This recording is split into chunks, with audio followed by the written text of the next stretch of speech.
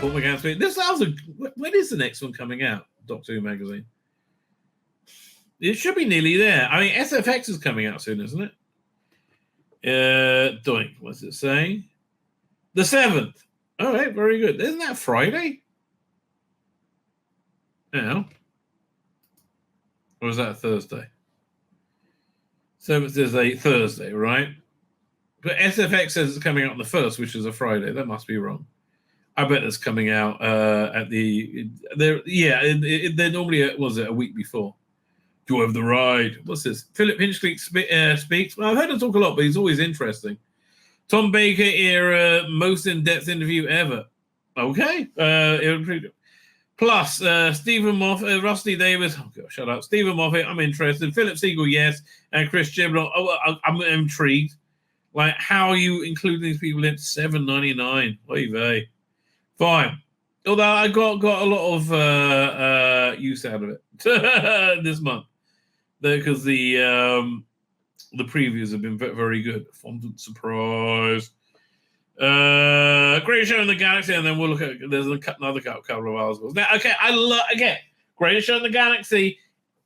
For me, it's perfectly timed because I just discovered Spliff, and it was just perfect for me. All right, like it really totally did the trick. But there's also just like genuine greatness behind it. I mean, what's the do I have the working ones? Wait a second. One of the roles with Playground is their SFW checking algorithm is so puritanical it makes me exactly. So that's why that's their selling point. Open art, right? Let me just check. But it did give, I think, Sylvester McCoy one of his most defining monsters ever, or villains ever, which was the Chief Clown, right? I mean, just stunning, right? Ian Reddington, he played him on audio twice, I think, right? And it just didn't work at all because it's so based on his movements, all right? And then it's Silver Nemesis, no, Greatest Show, doink. Oh, there you go, doink. Look at the death of Bellboy scene. By the way, a spoiler alert, Bellboy. I think it was... Is he already dead yet? Was it episode 3? Yeah, it must have been episode 3. There you go. Doink. It wasn't episode 2.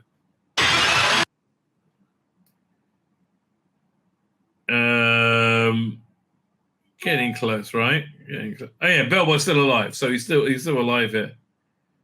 Yeah, let's see what he has to say. Oh man, did he get injured filming this? Ian Reddington, right? So this cage fell down on his head, broke his teeth, right? He had to go for emergency dental surgery, right? Do you know what happened on Galobus? You're lost, old boy. Anyway, it was all her fault.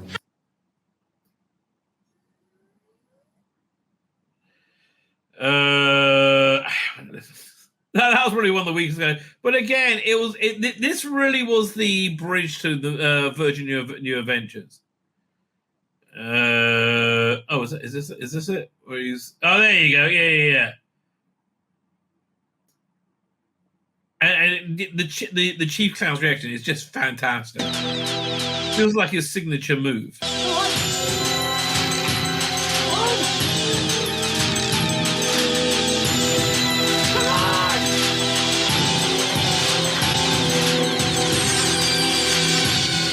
Yeah, it was very cool. Okay, I like that a lot. Again, and there was a lot of the weird goofiness that I liked as well. Yeah, well, that's it. Any other bits to point out on this episode? Nothing, really leaving in mind. I look, it could certainly use a brush up with the with the new effects. I always thought again, I love the hippie bus. I love the what's it called again? The bus conductor. right? Again, all this is pure new adventures. Tickets. Oh wait, well, more of his signature. Something else I like best: all the clowns that were in this, all the robot clowns in this, they were all their face mask was all modeled from him, which is really cool.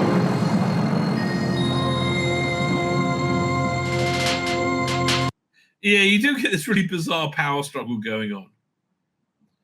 And then there's this very famous scene, right, where Sylvester McCoy nearly died. Apparently. I mean, no, he really nearly died in Battlefield. But this explosion was way bigger than he thought it was going to be. And he doesn't flinch. It's fantastic. Look at this. And again, I think one of the best, endings of a story.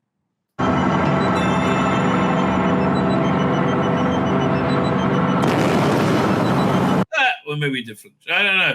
But, like, that is so his Doctor, right? He really defined his Doctor right in this season. So, yeah, I'm very happy this is being released, right? This is one of my all-time faves. So what's on the discs? We'll start with that. Audio comedy, Mark Ayres, that's interesting. Andrew Cartmel, Christopher Guard, Jessica Martins, Stephen Wyatt, and Toby Adoki, isn't it? And no Sylvester McCoy? Blimey, that must be noisy. Lost in Darkness model discussion. Yeah, the model work was very poor. Well, some of it was, right? There was a space buoy thing, message junk mail thing. There was a space junk mail robot. Big Bang visual effects feature. Yeah, that was the Big Bang they were talking about. The show must go on making a documentary. Yeah, and you see the scene where Ian Reddington gets like really hurt. Man, it's terrible. Psychic Cervic music video with 5.1 audio. This was on the original DVD, so this is new. No, this is I don't remember that at all. Please extend the scene, isolated score, audio, 5.1, whatever. Victoria would have seen on TV, Doctor Who sketch broadcast. I remember that. It was. Did that have Jim Broadbent in it? It was a bit naff, right? That was a bit naff, I'd say. So new features, extended editions of Part 1 and 3 with new visual effects and stereo. Okay, excellent. Always happy for new visual effects. Optional CD visual effects on televised. What? Optional CG visual effects on televised episodes. Extended edition on Part 1 and 3 with new visual effects and. Okay, well, so now fine. So you're saying on Parts 2 and 4, you get new effects as well. Okay. And you can have them on the original cuts of 1 and 3 if you want that for some reason. Behind the sofa, Sophie Aldred, Nicola Bryant, Janet Fielding, Bonnie Langford, Jessica Miles, Sylvester McCoy, Wendy Papry, Sarah Sonnett. Wendy Papry, I mean, like, God bless her. You know, they keep wheeling her out, right? For some reason. Mute visual effects film. Okay. They weren't that good as I recall. Right, if I'm talking about is visual effects like the video effects? Right, man, they were okay. Not with Sophie Order the broadcast 17th of February 1989. Around midnight, Sylvester McCoy broadcast BBC 2. What's knock? I don't remember that at all. What else they got? The collection cinematic trailer. What was their cinematic trailer? I mean, it was a good trailer for season. Oh, that's for season 26. Season 26 was... What was that trailer? Was it... It wasn't one with Bonnie Langford. Oh, maybe it was. No, it was Bonnie Langford and Sylvester McCoy in the season 24 trailer. So what was this? Now I'm going to look it up. Oh, you're annoying me. You're annoying me. But we will research this right now, okay? Doink. Where is this? YouTube. Doctor Who The Collection, season 26. Let's see what one it was. Oh, that was Sophie Aldred being a charitable. Yeah, no, that was a bit shit, as I recall. There's fine. I don't really care. So PDS, script job. They always have a ton of PDS stuff. Visual effects sketches. That's gonna be fun. But I never look at them, right? So disc 8, we have new special features. Doctor Who The Collectibles 1980s. That'd be fun. It's my era. Escape Room team with Sylvester McCoy and Sophie Aldred, I guess. And maybe they'll bring somebody else in. Tomorrow as well, Christmas Quiz from 88 with Sylvester McCoy. That's random. That's very random. Panopticon Archive from 88. Did I go to that one? I might have gone to that one. I bet I did go to that one. If that's the appearance I'm thinking of, it was awesome. That was a great one. That's where he has this incredible entry, the smoke coming out of the TARDIS. And he just like bounds out of it. It's incredible. Matt Irving and Sylvester McCoy on Open Air. That sounds like they're about to be eaten alive.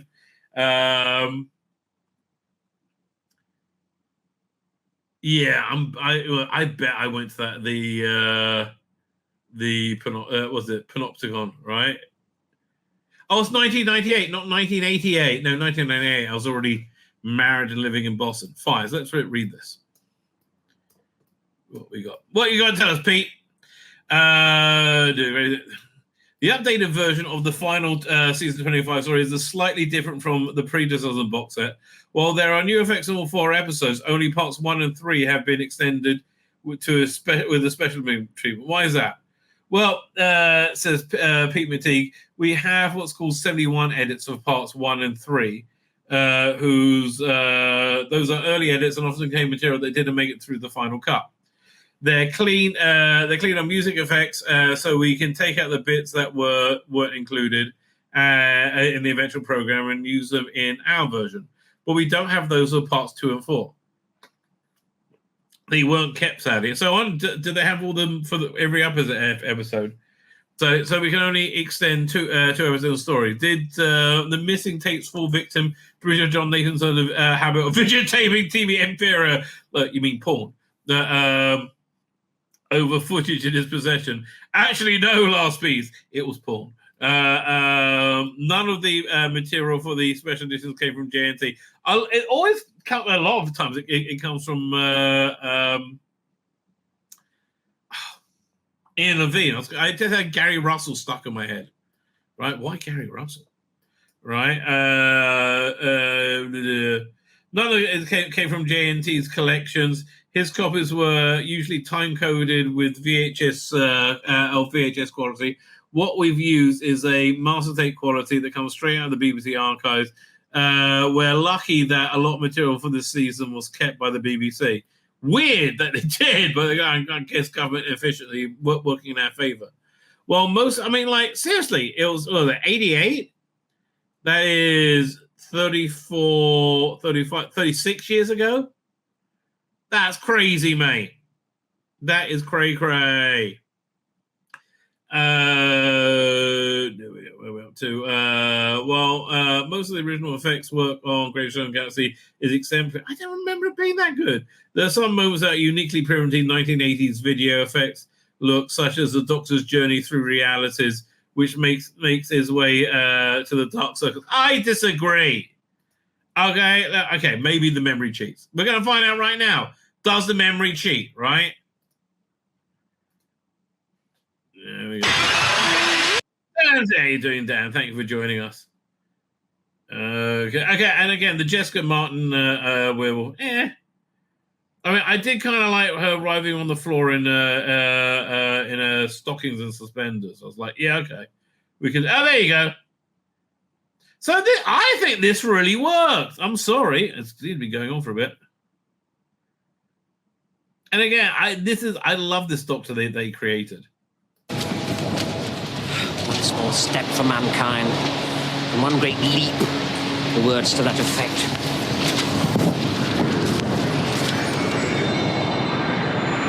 I think this is totally fine, okay? This is using a current effect technology. Okay, a good advantage. I think it works. Sorry, Pete. I mean, it's tracking it. Yeah. Obviously, they were embarrassed. It's been on stream for like half an hour. Hell, come on. Tell you, if they didn't put the effect on, fuck me, this will look weird. How funny makes it out. There you go. So I disagree, Pete. I think they look fine, right? I really do. Let's wait for the dark circle. So we've updated a sequence such as that. Do the team have a untreated footage to work from? We do. That's going to be hilarious. We have that on an effects tape, but we were able to do something with it with that, but we can't work miracles. The original footage is literally Cecil McCoy calling through tinsel. We can see that a tinsel curtain there. So there's a limit of what we can do with that.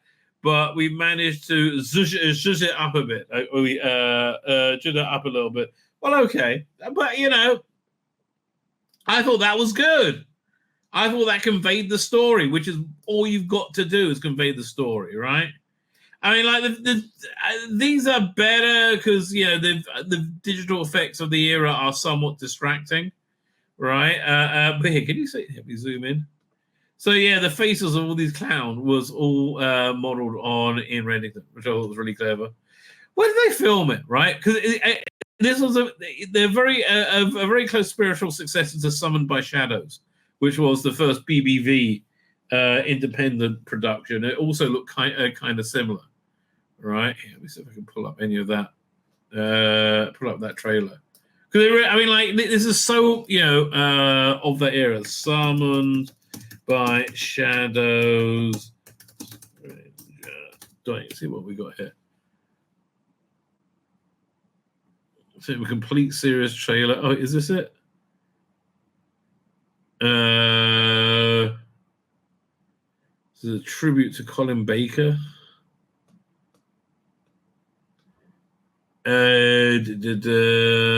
Not the official one. Well, there's the BBV, the entire here. Let's download it and show you. There you go, doink.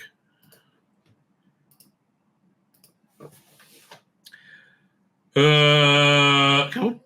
Okay, now I'm getting wizzy what things about. There you go, downloads. Doink.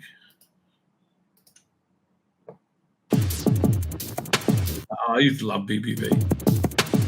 This was really, central. Dr. Bill Baggs at hotmail.com. Oh, man. Oh, you give me 90s goosebumps, mate.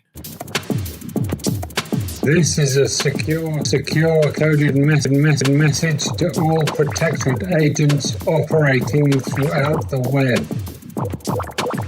Yeah, wait, Summoned by Shadows. 1 second. So this was a fan production where you had Colin Baker clearly playing some kind of different Doctor who's now a hermit, right? And it kind of ties into a New Adventures story where he had that coat on, over another one, over his normal one, I think, more than Messiah. Summoned by in memory of those, Memory Lane was the one set on a train station. I think Nick Briggs' recorder. Yeah, this is really bad. Oh, that's looking good there, Nicola Bryant.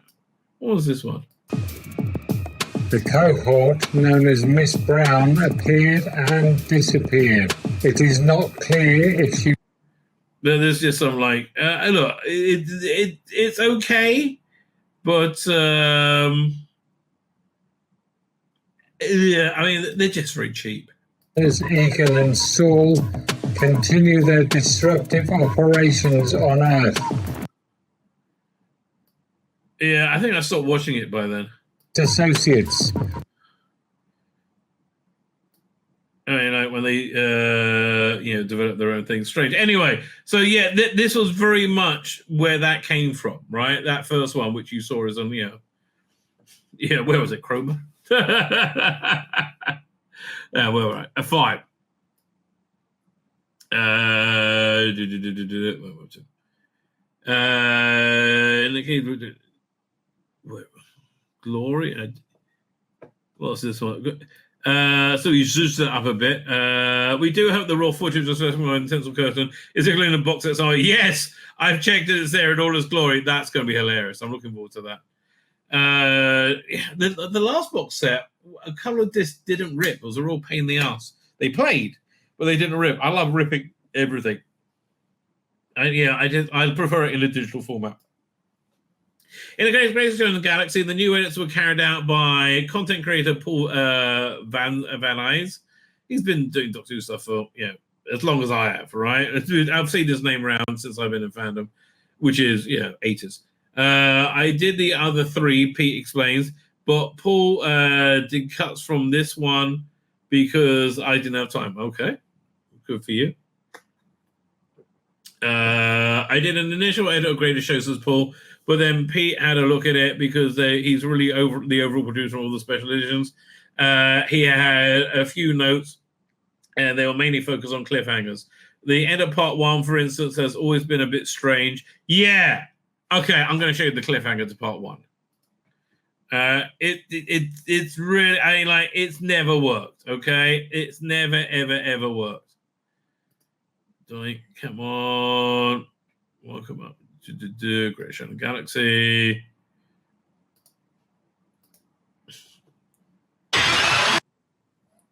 Anyway. Again, I think this video effects I think is excellent, right? Where is it?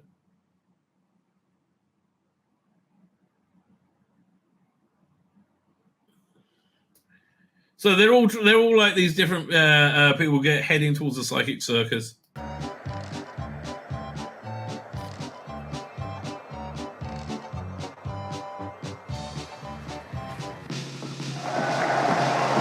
Yeah, these are disparate groups that met up and went in different directions.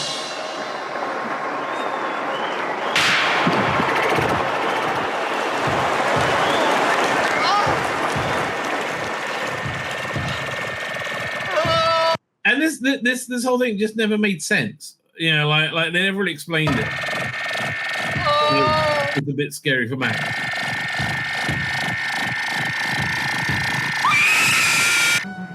Good screamer. Blimey. Jessica Martin, well done there, darling. Where did they film? Listen, they're all having a good time in there. Don't you hear it? Hear what? That screaming.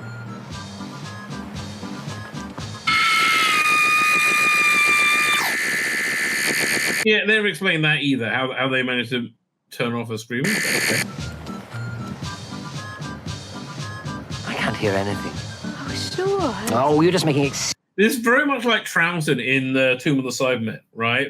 I like how clearly Machiavellian he's being. Or is he? I haven't watched it in years. I'll let you know when I do my rewatch. excuses because you don't like circuses. No, it's not that. But this would have been a better place to have the cliffhanger. Well, are we going in or aren't we? Yeah, I mean, that's just, it really, really genuinely didn't work, right? And I like the story. Yeah, but it's always been quite a bit strange. It's still a little bit strange, but it's put back to how it was scripted because Peter is a writer who's very much focused on the writer's vision. Oh, I wonder how it's scripted. How does fulfill the version of the story is an improvement. At the end of the day, he says it's other people's work that you're tinkering with, so it's unfair to apply a view that may now be 20 or 30 years down the line. Well, I don't know. He's asking, are you happy with the work? Improve. Okay, he doesn't want to diss them, I guess. That doesn't make any sense. With Doctor Who, you can restore the episodes best you can, and you can certainly make them technical, but the special editions aren't improvements; they're alternatives. I mean that's been the drum that they've been beating, right? I love it. How about a second? I just noticed a T-shirt. Oh, that is so cool. right? And then they're in the font. That's very, very cool. They've got the this must be the escape room, right? I wonder if they have John Leeson there as well to give hints. So what else on the disc? Well, there's friend of the channel, Simon Horton. Did he write this article? He did. There he is, fresh-faced little lad. Look, one of the only things about this era I like is Simon interacting with it. He's like, ugh. It's like he stepped in a shit. It really is, and he's just okay. Simon, you talked me into it. We're reading it. But it says the Daytime Live, which celebrates Doctor Who's 25th anniversary with 2 doctors, 1 companion, and several fans. You do own a Doctor Who scarf, don't you? That's not a question I normally wake up to. But Monday, the 24th of October, 1988, turned to be anything but normal. Well, I didn't own my Doctor Who scarf till the 2000s. I'll be frank. The day began unremarkably enough, but at 10 a.m. things took a turn for the bizarre when I received a phone call from a researcher on BBC's Daytime Live. This daily lunchtime magazine program, they recently replaced the huge problem. I remember, they closed down Pebble Mill, which had been added by Michael Grade in '86. Well, he had that scissors, right? Just a year after a similar hatchet had been made to had been taken to Doctor Who.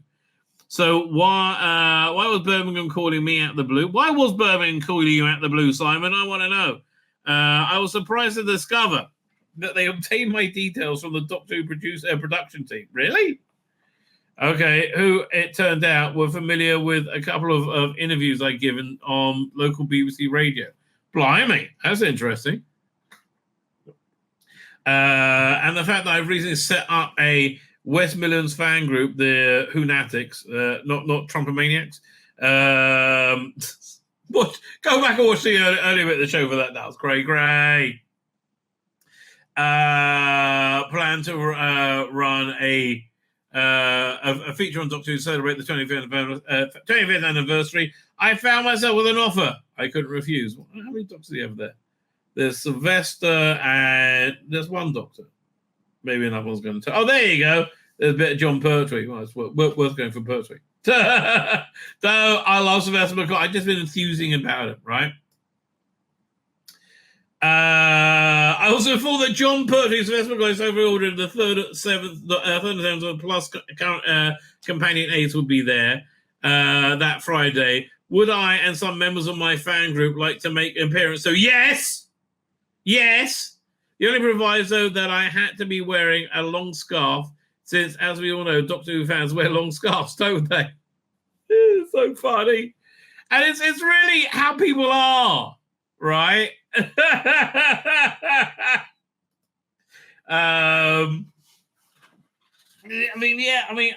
Doctor Who came back in 2005, there's a bunch of producers in the BBC just assumed that Tom Baker was going to be playing him again.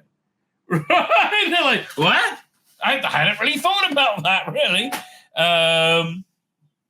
Man, people are just so insanely ignorant about things they think they know about.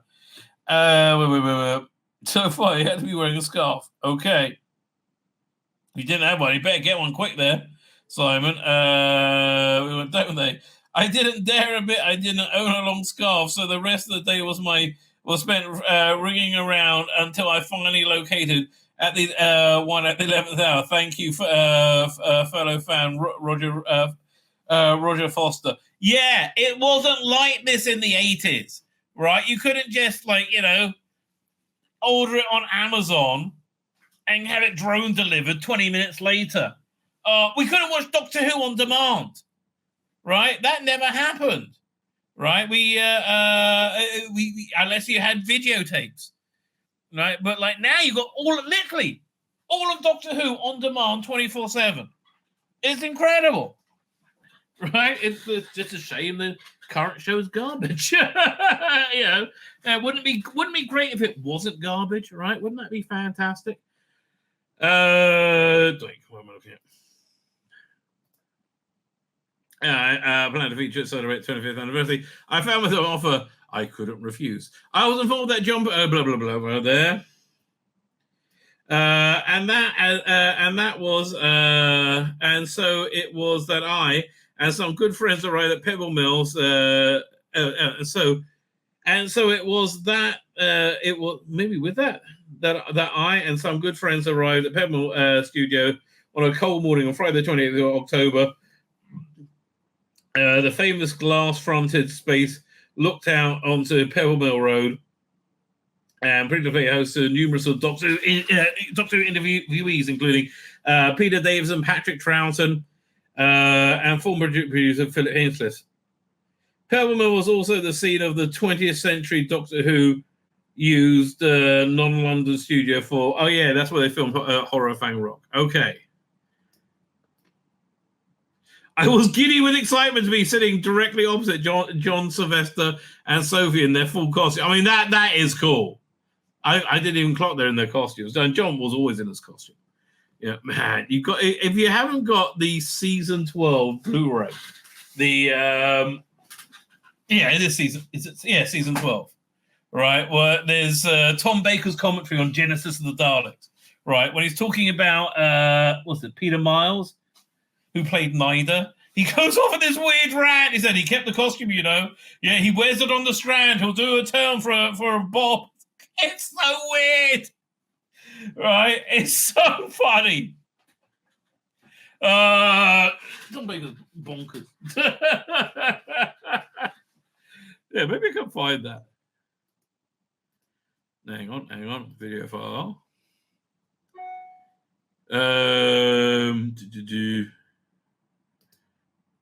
Doctor Who. Doctor Genesis of the Daleks behind the sofa. Yeah, so we'll just get to the bit where Nyder turns up. Blimey!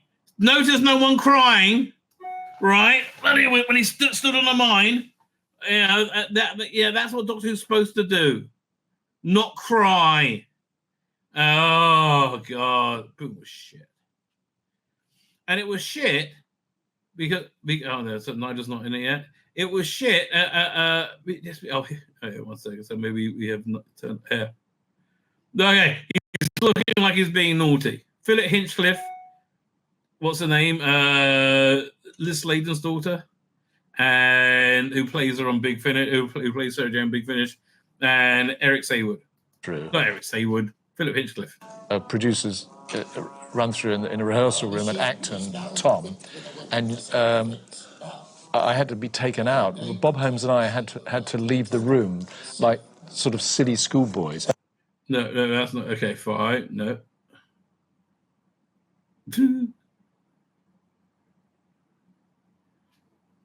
It's got to be a bit with Nyder in it for him to. It was about halfway through, as I recall. Doink. I mean, the chance of me catching it are minute. That's a new thing. That's from the news. Any Nyder action? Any full-on Nyder action? The back of his head and mine. Popular Dalek story, probably. I think there's something about. He's such a strong opponent, isn't he? And yet he's got the freedom to. I just got to look for Tom Baker talking there. Oh, is this it?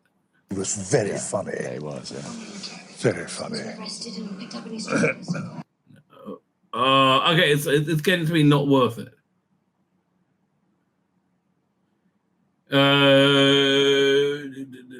It talks a lot about Terry Malloy. One of the all-time greatest scenes in Doctor Who. This is the all-time greatest scene in Doctor Who. Alright, fine. Forget it. We're talking about Great Show Galaxy or 1988. Fine, where are we up to? But I think it's been dampened somewhat when I tried to access the BBC car park. So I've never heard of you. I thought we headed to the green room where like the stars we weren't. We got a distinct feeling that the coffee being served to us, coffee being served was not for us, but we helped ourselves. and the pack of the BBC sugar immediately became souvenirs. Well, okay, that's fun. The first question I asked the breathless researchers, the first question asked by the breathless researchers, did you bring a long scarf? You did bring a long scarf. Where's Simon? That's not Simon. Where is he? I still not wearing a long scarf. So, there you go. He's got his long scarf. He only wore it for a couple of minutes. Man, he looks like that in the coat with the scarf. Looks a bit pervy. He does. What do you want out of me? Like he looks a bit stalkery like that. You didn't bring the long scarf. The second question was asked slightly. I'm wearing it, and then I promptly spilt coffee down it. The second one he asked was slightly more worrying. What are you gonna say when you're on camera? What? I hadn't thought about that. I thought I can say how much I love Doctor Who. I worried and pulls worried from the research. Okay, could you just expand on that when Judy asked you? Okay, I mean, like you put a camera on me. You say, "Can you talk about Doctor Who?" Yeah, I'm there for about half an hour, mate, easily. Then Judy in question was Judy Spears, the ever-smiling presenter of Daytime Live, who remained elusive until it came to rehearsing in the studio. This got underway once the researcher when the rather dilapidated TARDIS prop that had been touched up with a bit of blue paint. I put a bit in. I'm making it better, Simon. Okay, you're welcome. And patched it together with sticky tape. Yeah, they always did look sad when it got wheeled out. Together, shattering the illusion. Talk about shattering illusion. Never mind. I was giddy with excitement to be on the sitting directly opposite John, Sylvester, and Sophia in costume. I think it's very cool. Responding to the full TV costumes, and I was told to sit in the front row of the audience next to a child who didn't actually seem to like Doctor Who very much. However, there was no time. To get to know each other. The camera zoomed in on me, rehearsing my lines. And a technician holding a light meter against my neon orange shirt announced grumpily, "This kid's sexy as hell. This kid's radioactive." Oh, is that what he got? He had to put his jacket on. I bet it is, right? I bet it is. Yeah, this looks like a bunch of Doctor Who fans in the 80s. Yeah, I've recognized these. Right? This kid's radioactive. The floor manager then told me, somewhat elfly, try not to look as though you're at the dentist. It was all going swimmingly, okay? I mean, it's always good advice, isn't it? It is always good advice. Following a nerve-wracking countdown to high noon, the show finally went live. I went for a taping of Wogan once, right? It really is kind of fun. 50 minutes of sweaty palms and nervous coughs ensued. We patiently sat through the interview with the inventor of spaceships. Really? Alan Titchmarsh's garden slot and performance from singer Tanita Tikaram. Blimey, that's take me back. Was he there? I think he's a big fat Samoan bloke, isn't he? Tanita Tikaram. Who's that? Oh, that's not who I thought at all. I'm not. What she looks like in 1988. 1988. Images.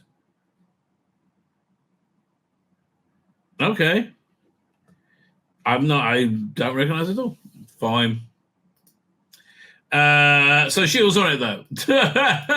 Eventually, it was time to celebrate 25 years of Doctor Who, and so the formidable Judy Spears closed in on a hapless callow youth wearing a radioactive shirt and a long scarf, trying to not look like he was at the dentist. I bet you look like you're at the dentist.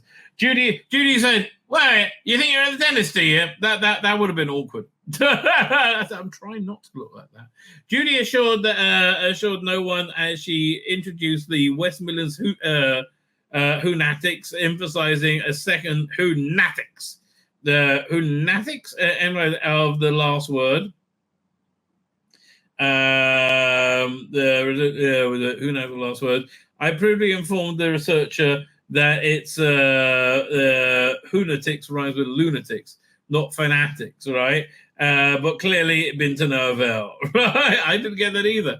The camera swung in my direction. Simon, Judy asked, why do you love Doctor Who? There it is, my big chance. Oh, don't move the crowd, mate.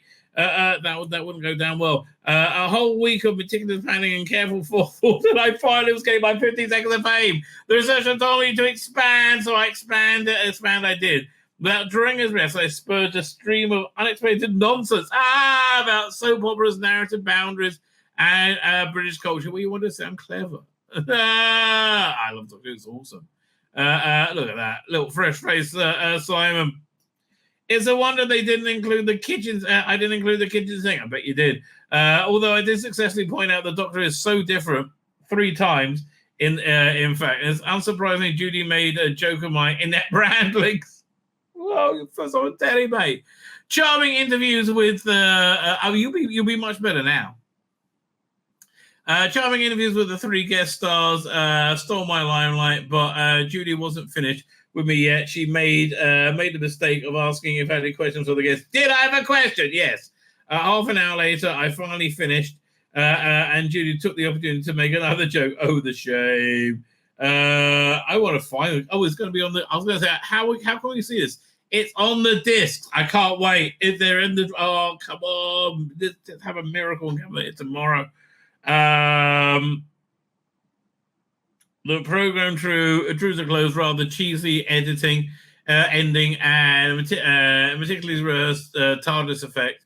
Shot stumbled clunkily to the last hurdle, undaunted. With our hearts still beating, we headed back to the green room. Mr. Pertwee had quite sensibly done a runner, I understand, but Sylvester and Sophie kindly gave us their undivided attention for a full hour. Well, that's really awesome. Oh, okay. That's worth reading this article just for that. That's wonderful. They signed autographs, posted photos, chatted aimlessly with a bunch of light-headed, starry-eyed fans who would never get the magical day as long as they live. And the scarf, it was returned to its rightful owner, complete with coffee stain. This is so nice. Honestly, this is so nice that they did that. Again, what was that cockles, doesn't it? She cried. Yeah. If I was Shooty, I'd be like, oh, fuck off, Shooty. Yeah, no, Shooty, just take your tongue out my fucking ear, mate. Give it a rest. My name's Tzvi Lebetkin, the Rabbi from another planet. Please like, share, and subscribe, and ring that little bell. Ring the little bell so you're notified when new videos drop.